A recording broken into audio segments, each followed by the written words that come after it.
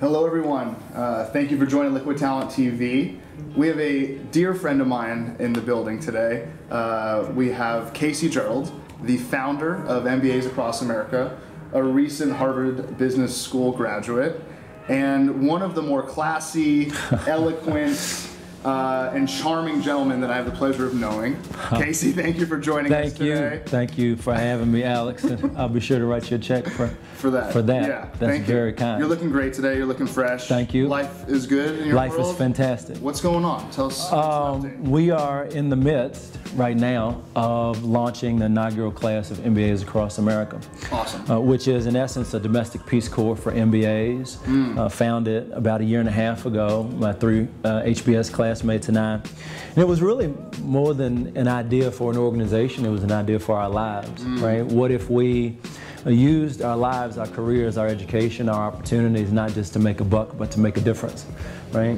And that question took us 8,000 miles across the country last summer. Wow. In 2 cars that we named R and V, so we could tell folks that we had an RV. And we really immersed ourselves in the lives of entrepreneurs in places like Detroit and New Orleans, rural Montana, to see if we could use this education that we had gotten and paid a significant amount of money for to actually help entrepreneurs grow their business, put the wind at their backs. And the experience changed our lives. Yeah. For sure. I bet. And so that's why we, right now, have decided to turn that journey into a movement. So you did that after year 1 of Harvard, For sure. summer. Did the beta experiment For sure. sorts, if For you sure. wish, Yeah. and then upon graduation went full-time and For sure. and building this out across the country. Across the country. Perhaps across the world one day. Perhaps. But right now we've got 32 MBAs from 6 business schools. Okay. Working in about 26 cities with 48 entrepreneurs this summer. Wow. So we're going to try to get that right and then see. How did you get that much interest, and you know, how did it go from just a small little experiment last summer into a pretty significant operation this summer? Yeah, I think 2 things, right? One, on the MBA side, and this is probably very related to a lot of the things that you're seeing with Liquid Talent. There is a spiritual hunger for impact. And people at the Harvard Business Schools of the world and places like it, people who have traditionally been sort of the overachievers of the world and went to that next sort of credential, that next job, that next sort of office, moving ever so slowly towards the corner office, right? That all has changed, I think. And I think people want a life that means something more than themselves. And so I think on the MBA side, people saw that this was an opportunity, not just for a venture, but for impact, and they like that. On the entrepreneur side, I mean, again, with Liquid Talent, you see this, and we see this all the time. It is a lonely thing to be a small business owner in America. And so to be able to have 4 thoughtful, committed people come in, not as experts, but as friends, right, to help you think through a challenge or opportunity is something that our entrepreneurs have really appreciated. And they've taught us just as much, hopefully, as we, I hope, have taught them, which is great. What are some takeaways that you have from last summer as being the case study of MBAs Across America that you learned through speaking with small town entrepreneurs and small business owners? 2 come to mind. One is a guy, Sebastian Jackson in Detroit, who runs a social club grooming company, which is a barbershop that recycles the hair from clients to make compost and plant trees in some of Detroit's most blighted neighborhoods. Wow. And he started this business honestly because he needed to make a living, and in the process he saw Detroit was in the worst shape it's ever been in, and he thought that he could do something to help revitalize it. And so we went in with him for a week, helped him recruit a new team, helped him turn some of his clients into evangelists, set up a very simple CRM system, connected him to a larger network of support. And a few months later he called and said, when you got here I was on track to do $6,000 of revenue a month. Now I'm on track to do $18,000 of revenue a month. I've raised $100,000 from local investors. I've partnered with someone you connected me to, Phil Cooley, our good friend, to tear down an abandoned home and use the wood to renovate the barbershop. The takeaway from that was not that we're geniuses, is that there are visionary entrepreneurs in the nooks and crannies of America that we can just put the wind at their back. they're not just going to create more jobs, they're going to change more lives. Right. So that was probably the most important case study of what can happen when you bring folks together. Two things that you've said that are popping to mind right now. Yeah. One, a spiritual hunger exists in America right now in 2014, and perhaps among those that are doing so well, that are in top elite business schools, and there's this hunger. I want to talk about that. Yeah. I also want to talk about the way that you kind of disarm folks as going in not as an expert. For sure. Because someone walks in with their Harvard tweed jacket, with their fancy education coming from Massachusetts, and perhaps they wouldn't want to listen. For sure. But you're walking in as a friend. For sure. Talk to me a little bit about both those two. Yeah, this is a very important point. Because there was an article about us in the Times-Picayune down in New Orleans when we were traveling last summer. And the first comment said, if a busload of Harvard MBAs drove up to my business, I'd call the police.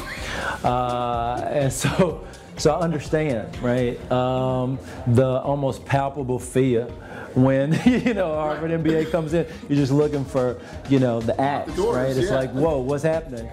But it really does go to what my grandmother used to say, and I'm sure yours did as well. People don't care how much you know till they know how much you care.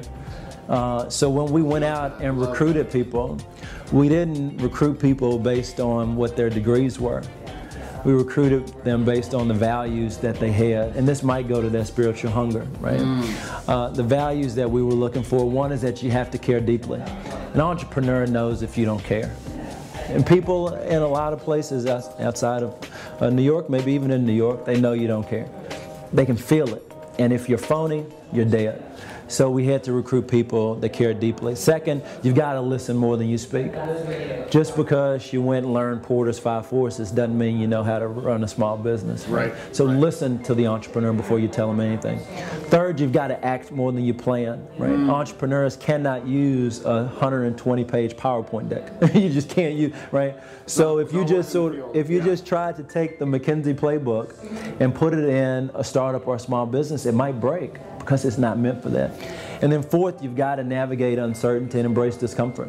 So to be, a black guy from Texas in a rural town in Montana, right? Yeah. You've got to be willing to go in there and be uncomfortable, because I think in those uncomfortable situations, you see that we have far more in common than you would ever imagine. Yes. So with those values, we can put the right people out in the field who I think do the hard work of disarming folks and convincing them that they care. Walk me through 4 MBAs enter a small business shop. For sure. What's the process? Yeah. How does it look? How long is it? What actually happens? Yeah. So it actually starts months before. Okay. So we recruited and accepted folks in March. Then we go into our phase of planning the journey. We scour the country for entrepreneurs with 3 criteria. They're in a place that matters, right? They're running a business that's poised for growth, and they're making a positive social impact in their community. Okay. How we find them is really kind of high-level diplomacy and guerrilla warfare at the same time, right? High-level diplomacy is with the Small Business Administration, Goldman Sachs, 10,000 Small Businesses, Startup America Partnership. The guerrilla warfare is finding the folks on the ground who just know people. If you want to go to Montana, there are probably 50 people. If you find them, you're connected. Yeah. So we've got to do both of those. And then the team start choosing their entrepreneurs, scoping their projects, and then we move into the journey itself. And so it's a 6-week commitment, and each week you're in another city with another entrepreneur. So you've got this week-long sprint where on Monday you're coming in, you've already prepared to hit the ground running. Right. And as you go along, you're working towards something on Friday, one, that the entrepreneur can use on Monday, right? It's either a fresh way to look at a strategic issue or a set of tools, right? A CRM system, an online marketing approach, etc. Yep. And you're also saying that this Friday is the start to a long-term relationship. So now the long-term relationship and connection begins, and hopefully we'll be connecting them to some Liquid Talent folks. I like that. I like that. So there is a long-term relationship element too. Absolutely. I think there's some criticism that it's not a flash in the pan, can only do so much. No. How do you guys set up for success to build those long-term experiences? Yeah. for sure. The first is that you've just got to be there. So we set the expectation to the entrepreneur that this is the beginning. And if you set that expectation, then you have accountability, I hope.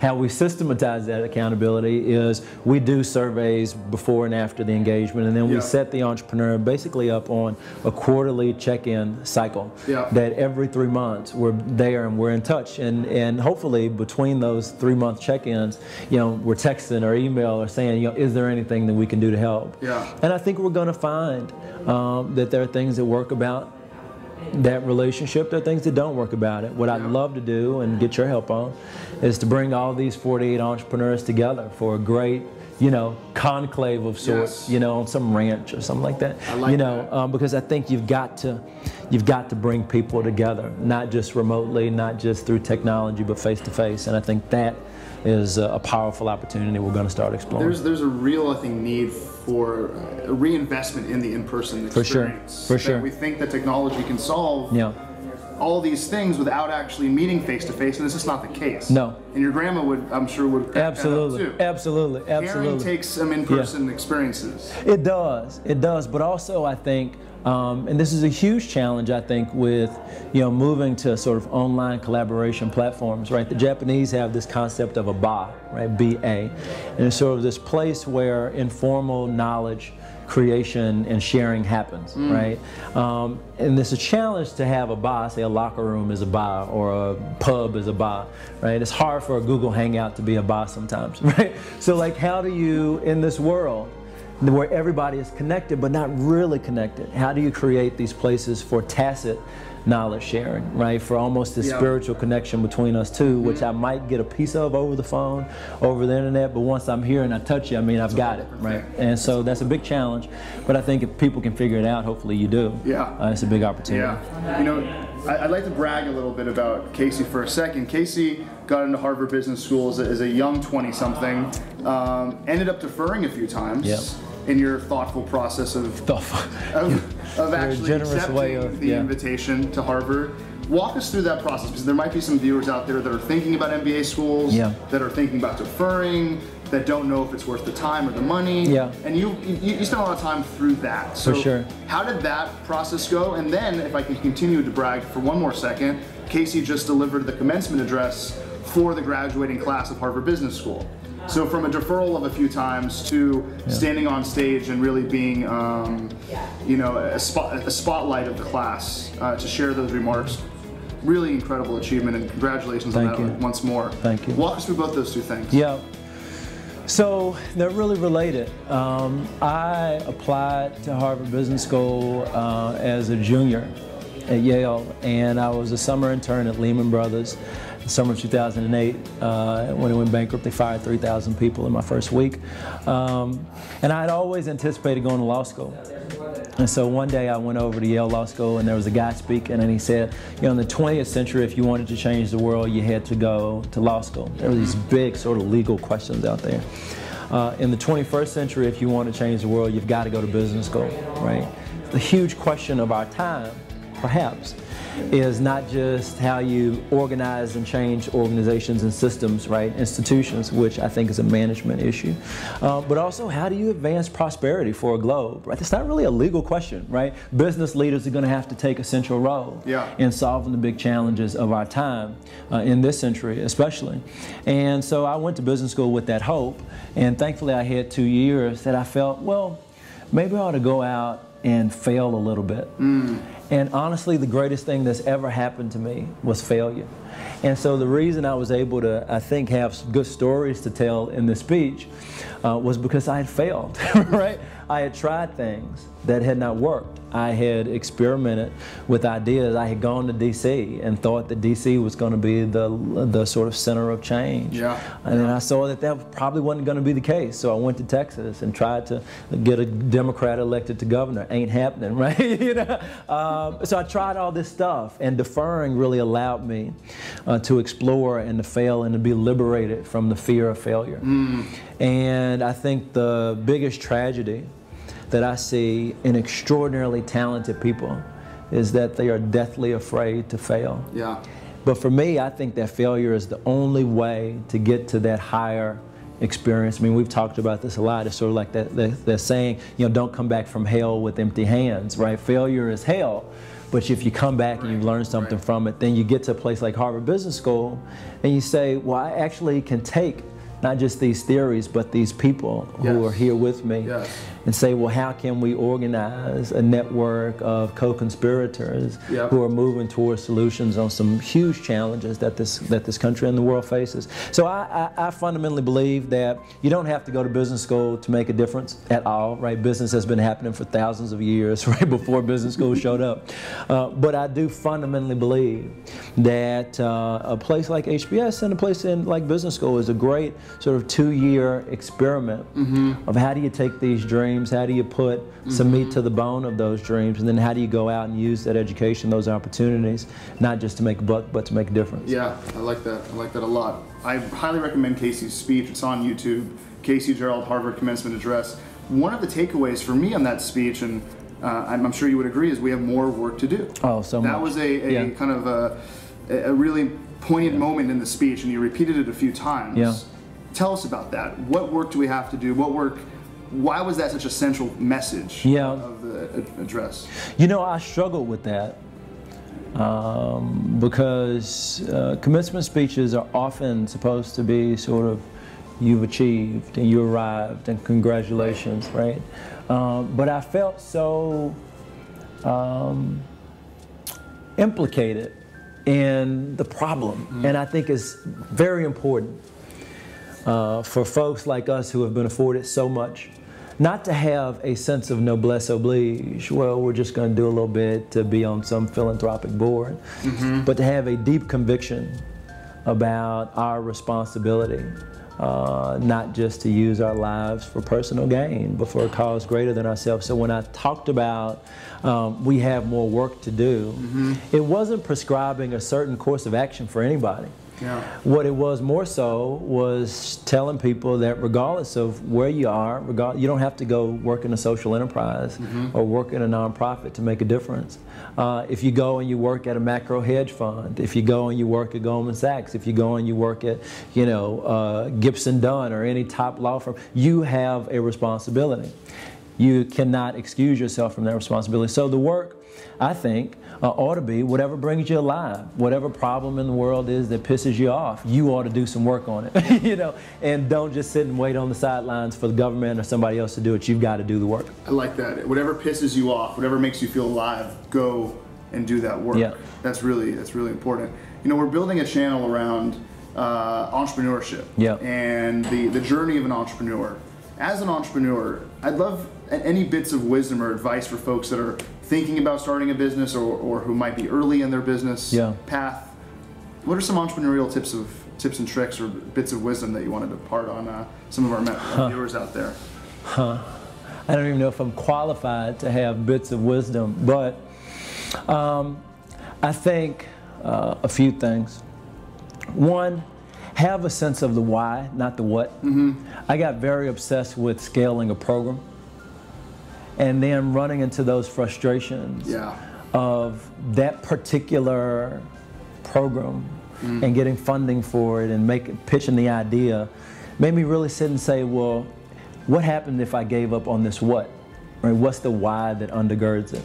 And I think if you have a why that you believe in, it gets you through the absolute worst days. Yes. So that's the first thing. They're going to come. Absolutely, they're going to come. They're going to come. Second, have friends. Have people in your life that perhaps are also going through this journey. It's lonely and it's frustrating, and sometimes you're going to want to cry, and sometimes you're going to be like really mad at the world, that's part of it. And I think the more folks that you have that are close and are sojourners with you, the better. I think the third thing is to reflect. I think it's very easy to get so caught up in the next thing and moving to the next milestone and putting that next product out, raising the next round of funding, that we don't reflect. And in that lack of reflection, we're not actually, I think, learning from our mistakes and our successes to make our companies, our organizations, our people better in the future. But also, we're not doing justice to the testimony that we are developing that other people can learn. from as well. So reflect, have friends, and know the why, I think are the three that I try to remind myself of. Those are really good. Those are really good bits of wisdom. Yeah. Let me leave you with this question. And one of the things I know about Casey is that he's a student of philosophy. He's a student of politics. You love a good speech. You love a good sermon. Right. And I want you to channel a little bit of that energy with this question. Yeah. You've been around the Harvards and the Stanfords and the Princetons of the world, and now you've been around the small town Americas of the world. Yeah. And you've seen these kind of two, what may seem contrasting worlds. Yes. In a really, I think, an integral way, an interesting way, in a perspective that maybe you only have.